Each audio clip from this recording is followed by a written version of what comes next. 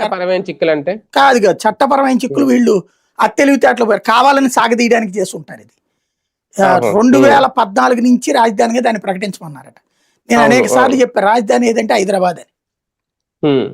రాష్ట్ర విభజన చట్టం ప్రకారం 2024 జూన్ 2వ తారీఖు వరకు మన రాజధాని ఉమ్మడి రాజధాని హైదరాబాదే.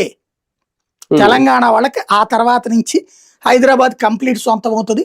ఆంధ్ర కొత్త రాజధాని ఏర్పాటు చేసుకోవాలని విభజన చట్టంలో ఉంది. మీరు అప్పటికి పూర్తి కాల ఈ జ్యూరిస్డిక్షన్ ఎందుకు చేయించుకోలేదు మొన్న? పోనీ మధ్యలో జగన్ వచ్చి చెడగొట్టేశాడు. ఇప్పటికైనా అది చేసుకోవాలి కదా. అప్పుడు వీళ్ళంట పంపించిన ఫైల్ వీళ్ళు చెప్తున్న సాక్షి వాళ్ళు చెప్తోంది 2014 నుంచి దాన్ని రాజధానిగా ప్రకటించమన్నారట. అడెట్ట ప్రకటిస్తాడు? విభజన చట్టంలోనే ఉంటే ఆ చట్టానికి విరుద్ధంగా ప్రకటిస్తాడా? 2014 నుంచి ఆంధ్ర రాజధాని అమరావతి అని. అది దానికి 2వ పాయింట్ వాళ్ళు రాసుకొచ్చింది ఏంటంటే ఇప్పుడు 2024 నుంచి రాజధాని అంటే గనక డబ్బులు అంతకుముందు ఇచ్చారు కదా, దాని గురించి ప్రాబ్లం అని. ఏం కాదు, టు బి క్యాపిటల్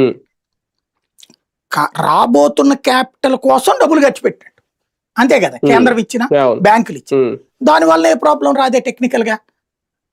2024 జూన్ 3వ తారీఖు నుంచి ఆంధ్రప్రదేశ్ రాజధాని అమరావతి, అది నందిగామ దగ్గర నుంచి